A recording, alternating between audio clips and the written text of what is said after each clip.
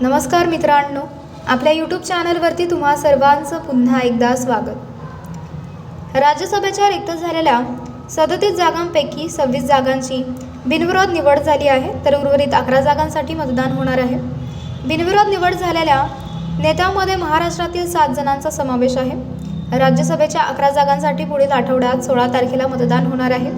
या 11 जागांसाठी विविध पक्षांमध्ये मोठी चुरस दिसून येते।